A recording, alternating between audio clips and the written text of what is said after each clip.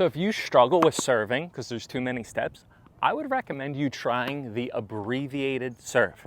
Hey everyone, my name's Tyler from Universal Rackets, and if you can't serve, it's okay. This video is for you. We're going to simplify it for you to be able to learn how to hit the abbreviated serve and hit a consistent serve. Now, the abbreviated serve, I have seen pros on tour do it. So if you want to start here, it's not necessarily a bad thing.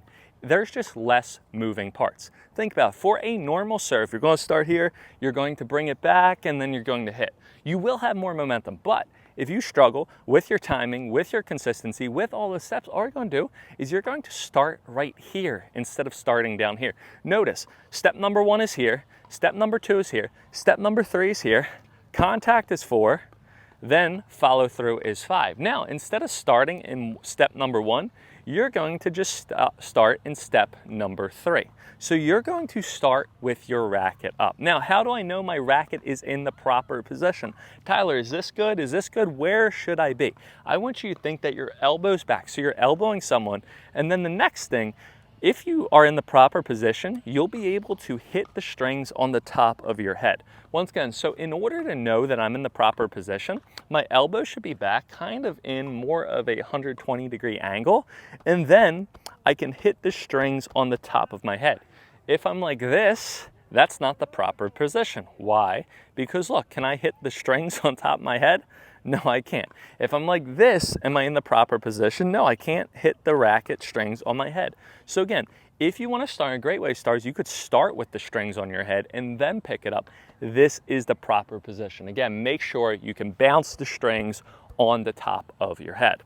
Now, when you do this, you also want to start with your hand out in front.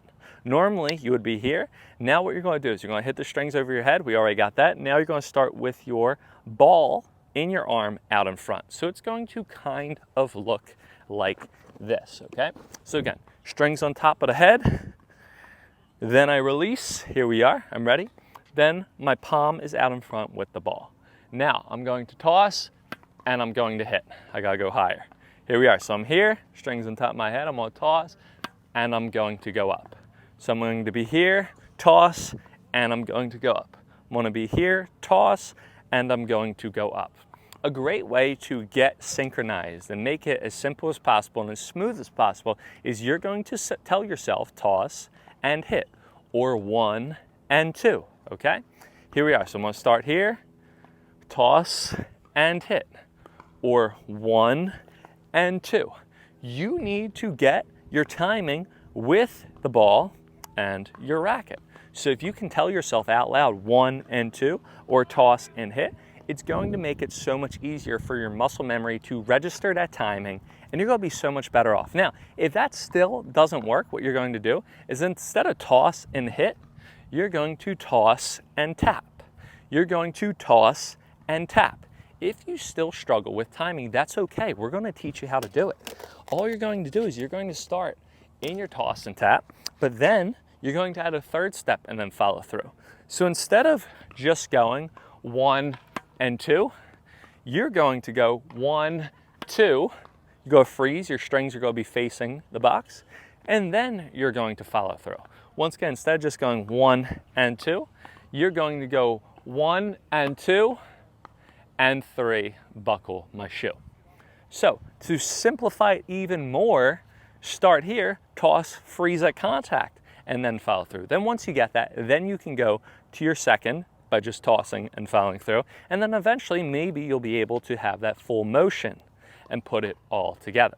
Now, if you want to hit a bigger serve, that's fine, but you need to make sure when you hit a bigger serve, because you don't have momentum when you're in the abbreviated serve, okay? If you want to go bigger, you're not going to have momentum that you normally do with your full motion serve. So if you want to go bigger, all you're going to do is instead of gripping the racket tighter and using your arm as your power source, you're going to get into your legs and then go. Again, if you want to hit harder, don't grip the racket super tight. You're going to blow out your arm. It's going to hurt your arm, everything like that. You're going to go here and you're going to get more into your back leg and then go forward.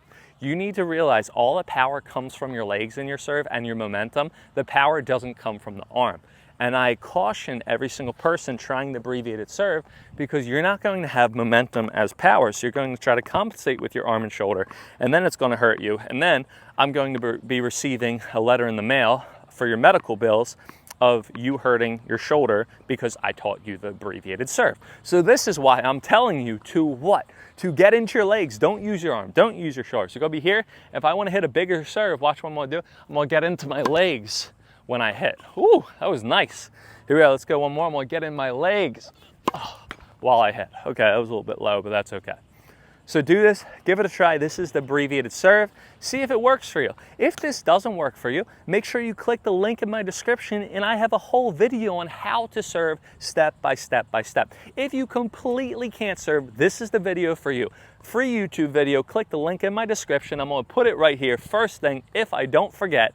And below is going to be the Instantly Improve My Serve ebook that'll help you with all your tips, all your tricks, every single thing that I've learned from teaching over 3,000 people how to serve the ball in tennis is in that book. Make sure to subscribe, make sure to follow, share this with a friend who can't serve or who wants to have a more simpler, easier serve.